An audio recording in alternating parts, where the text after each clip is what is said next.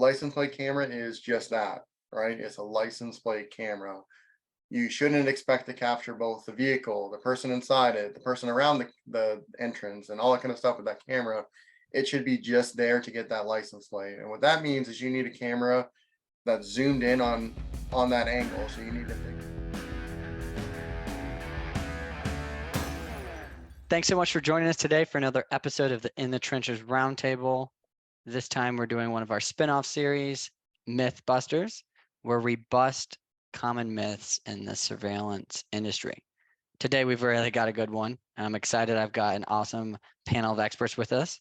Gil, James, how are you? Hey. Hello. Good stuff. So we're going to dive right in. The topic that we're going to be discussing today, or the myth that we're going to be busting, is license plate cameras or license plate recognition. LPR, LPC, what do these things mean? Hold on to your seats. We're going to dive into it all. I think we should talk about three things. One, we'll talk about, can all cameras see license plates? Two, we'll talk about the difference between LPR and LPC. And then three, we'll talk about like implementation. Perfect. Yeah. Feel fair? Sounds Got right. it. Yep. Cool. Then we'll start with the first one. I love this. Can all cameras see license plates? Yeah. Technically. Yeah. Can they do it well? That's the other question. No, I was just going to ask, are there certain things that you should look for in a camera for it to be able to capture license plates, or?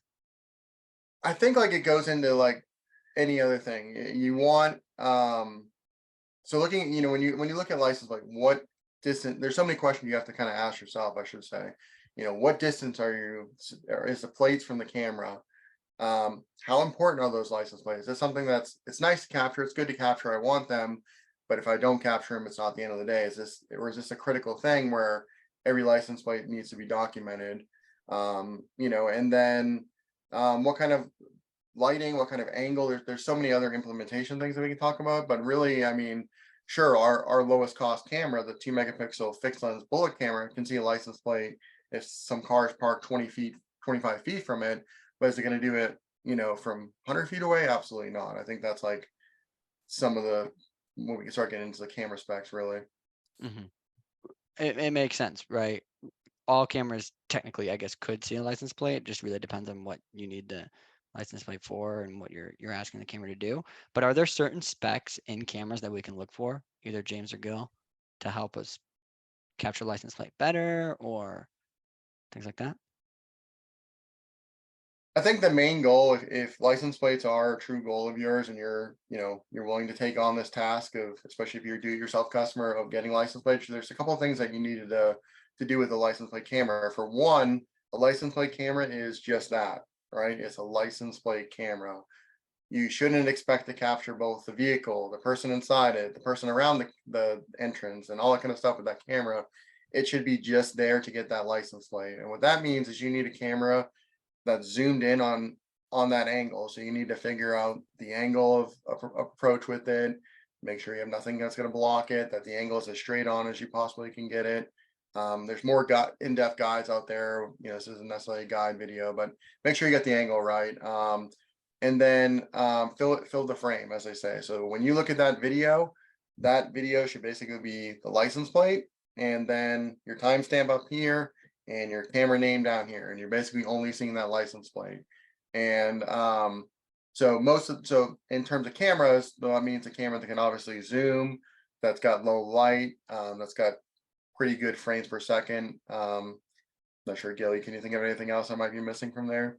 No, well, I mean, the zoom part is really important because you're going to have to be able to adjust the lens to the distance that the camera is from the object area, which is the plate area. And then also, you said angle a couple times.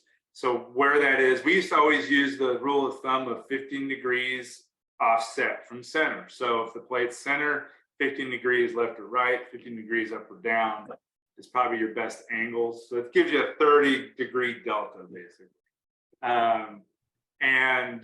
The type of camera is important because that zoom's got to be at least adjustable enough to get close enough, but depending on where you're going to mount it, you know, distance might dictate you don't need as much of a zoom in one location as others. So it might, you know, lower your cost if you don't need a camera with a lot of zoom. So if there's difference, it could be a difference of hundreds of dollars with a camera with a super long range view versus the camera with just a medium range view. I think even to get a little specific into our lineup, like there's only 3 cameras I would generally recommend if license plates are a priority, and one of them's the Viking, the other one is the Archer, and the other one's a sharpshooter. And the real variation between these 3 models is the distance. Like anything under 100 feet around that range, you know, go with the Viking. Anything 200, you know, feet around there, 150, 250 feet, you know, the Archer can do it, maybe even push 300 depending on, you know, the angle and everything. But then anything above there, anything above 250, you really need to start considering the sharpshooter, which is a camera that I think last I checked was like $1,400. So you start to get into very expensive territory with these higher end cameras, but that's the only thing that's going to work if you have that distance. So one thing I commonly, when I was working with clients and when we work with clients, I commonly mention to them when they ask about can all cameras see license plates, I typically say sure they can, but don't expect them to, right? And it's really you having to figure out how important that license plate is to you or not. And that's a perfect segue into the conversation about LPR, which stands for license plate recognition, versus LPC, which is license plate capture. And this can also help determine what kind of camera we choose, right? Help me understand some of the key or core differences, James or Gil. What are some of the big things that we should take away about the difference between LPR and LPC? Yeah. So it's really important to know that, you know, LPC is just, you know, capturing the license plate, the actual license plate, you know, it's just video. Just we're getting recording of a plate on a car. So we hope that the lighting is okay and the reflectance from the plate doesn't affect the picture and all of that. License plate recognition, LPR, is a little more serious, it's a little more technically advanced. It is recognition of the data that's on the plate. So it captures the letters and numbers and ties them into a database, which can be compared to other databases for information. So to me, those are the 2 big differences. James, you might have a little more to add. yeah, and those definitions have variations too. Like some people, you know, so when most people say LPC, they're usually just saying that, yeah, the image is right, the parameters on the image, the specs on the camera, etc., are capable of capturing license plates. So what that means is you go to your playback and you're going to be able to see that license plate clearly. Now, it doesn't mean that you don't have to make setting adjustments, all these other things, which we'll discuss in the implementation.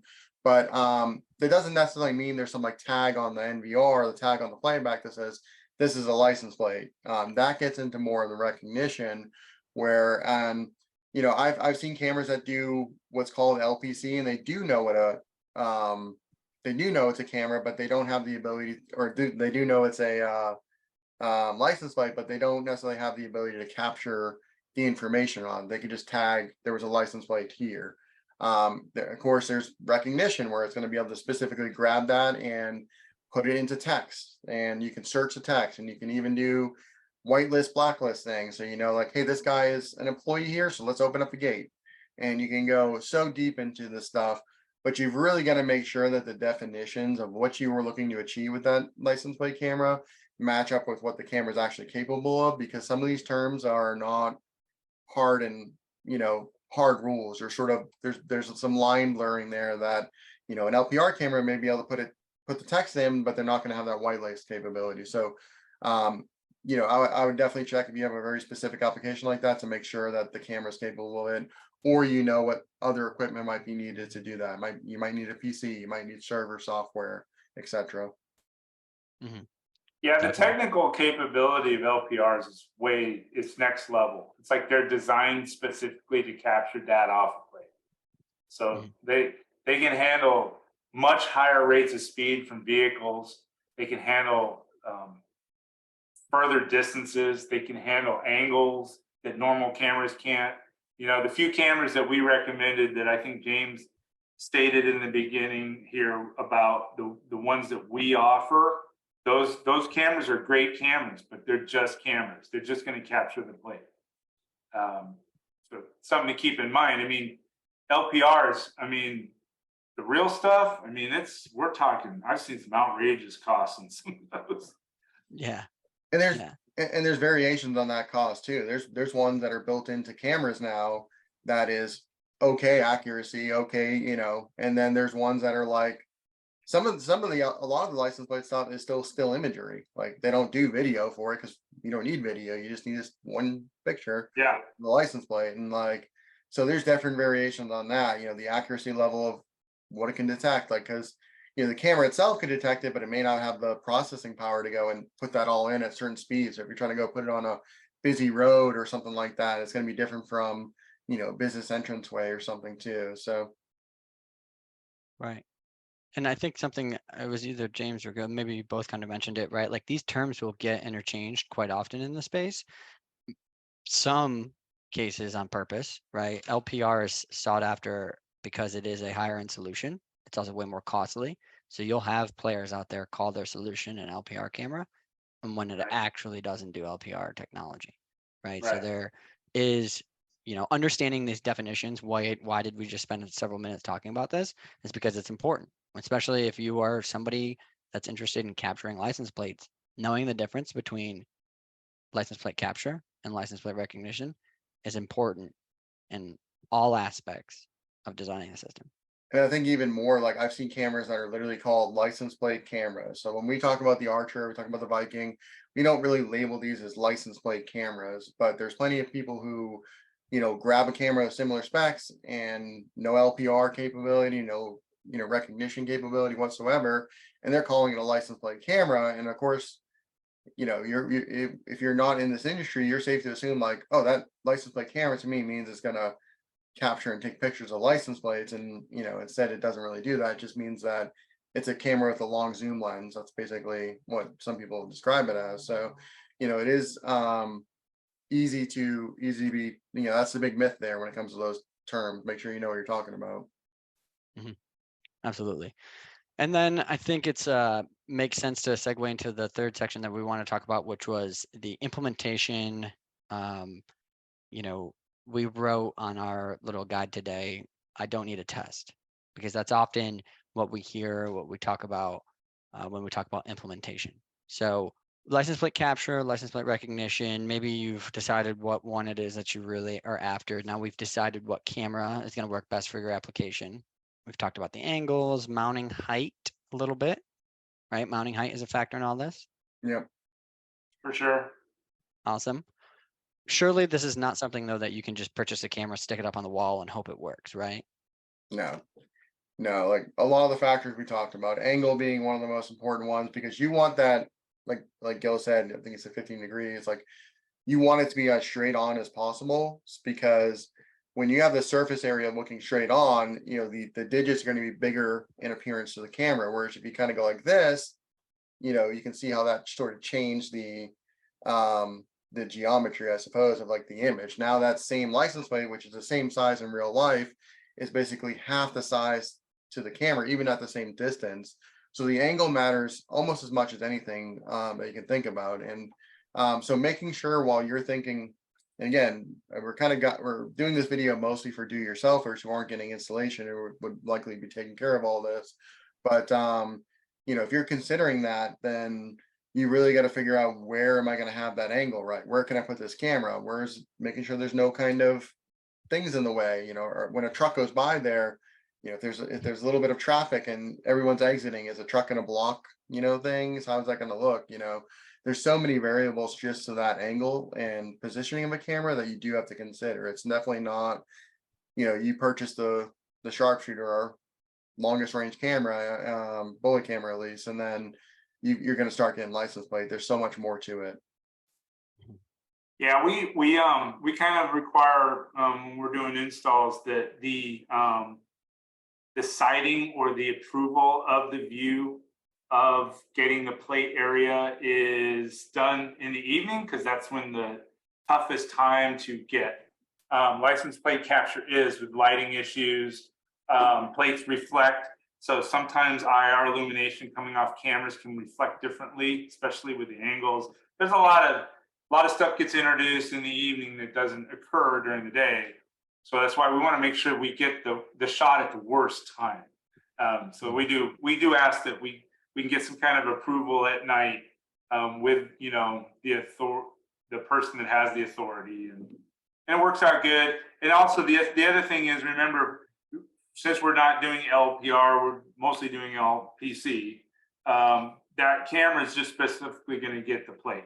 So then you're gonna, if you want, you know, a video shot of the scene, which is, you know, the car, or if you can see the person in the car, if you want to see the color or direction, then you'll want another camera. So it's kind of a 2-camera scenario.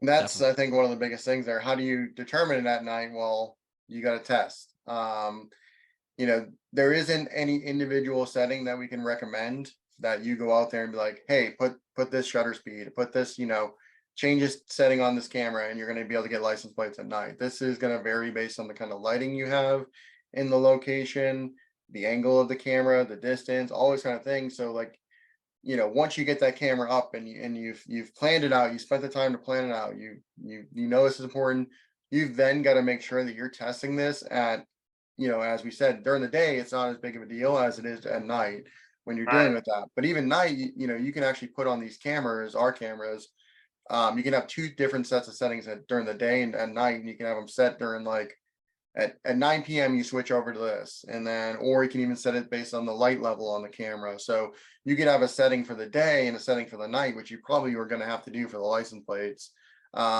And the only way to know really specifically and to dial that down and get it right almost every time is to test it. And you know, be prepared to have to go out there at nighttime and actually be able to test it. And I would even put a special note about like twilight hours, where like, you know, it's kind of bright but not, you know, and or, you know, kind of dark but not, and you know, that could be another case where you want to make sure that those settings are tweaked in and are really dialed down for it. So there's a lot of little factors like that, but number one, just plan to put some more testing hours than you would for any other camera you're going to put up. Yeah. Mhm. Agreed. Absolutely. Because like you just said, we can make some of these adjustments on the fly, right? If we're testing in real time. Yep. Yeah, I would I think recommend almost 2 people too, like have somebody driving a car around, and then, you know, have you tweaking that image so that you can see, like, have it, what's it look like when it's parked? Because it might look a little different compared to being parked to when somebody's in motion, and making sure all these things are, you know, for every application. And, you know, every little tweak you want to do with small increments, small increments, small increments until you get it right, basically. Yeah. And again, you know, we get a lot of people who do come into our support team and they just want that setting, and we really can't provide that because there's too many variables. We can give you a baseline, but we can't go around the testing phase, I think is the key point. Especially if it's a 2-plate state, and there are a lot of scenarios where they want to get the front plate at night with headlights beaming right toward it. It's a difficult scenario, and it needs to be adjusted properly. That's actually a great point we didn't discuss yet, is like the difference between the front and back. The back is, you know, well lit at night for most situations because there's a license plate light for most cars. And so in actuality, a lot of people think that you need to get the camera that's going to be super low light, all this kind of stuff. But in reality, if you look at if you just put a camera out there on normal settings, what you're going to see, the license plate is going to be like this glowing orb. It's going to be white. You're not going to be able to see a single digit because it's so bright compared to the rest of the image. And that's why you got to actually adjust it to where it's like darker actually. It's interesting. But then during the day, it's you know, you got to make sure it's not too bright to where the sunlight's washing it out and stuff. But then front plates are totally different. There is no front license plate light for any of them. So you have to make sure you've got enough light to light that license plate up, but also compensate for the fact that, you know, and this is why most people do back plates. Number one, because there's a lot of states don't require back or front plates, excuse me. So if you have somebody who's out of town and, you know, they're doing the front plates, then you're kind of screwed there. But number two, it's like, if you've been driving around anytime recently, you notice like car headlights are a lot brighter than they were 5 or 10 years ago, aren't they? That's because we're all using LED lights now. They're super bright. and cameras are no, I'll be driving and I'll just be, oh, it can't see anything, because some of these LED, just not even their high beams are just so bright. And now the camera has that same, oh my God, effect. It's seeing those really big LED lights brightening up the camera, and you really have to compensate to be able to cut through that. It's not always easy, and especially depending on the angle. Like actually at SCW's kind of thing, we have like a hill coming up, so the camera's up here, and as it goes up, the headlights are pointing straight at the camera basically, and so it's really difficult for any camera to cut through that. So I mean, you really have to factor in the front and back. So Right. Exactly. Wow. A lot to consider when it comes to license plates. Much more than just picking a camera and throwing it up on the wall. yeah, But any camera can see a license plate. Right. After Just don't all expect that. it to. That's right. That is right. Absolutely. I think to clarify one last thing too is like this is specifically talking to somebody who's doing it yourself. You go through our installation team, you don't really have to worry about that. We're gonna calculate all this stuff and do the tweaking and all that stuff. If you're a do-it-yourselfer, and if you're shopping around too, this is not just an SCW camera thing. This is everybody. You're going to have to spend the time to plan it, test it, and implement it. And there's no kind of way around that. So Exactly. Heck yeah. Well, that I would say if I was the judge, that myth just got busted. So really appreciate you all joining us for this episode of Mythbusters, where we break down and bust through some myths in the industry. This is one of our spin-off series of the In the Trenches Roundtable episodes. And we're actually going to be introducing another one coming here in a few weeks. So be on the lookout for that and stay tuned. Excited for that new series to come. If you have any questions, comments, concerns, drop them down below.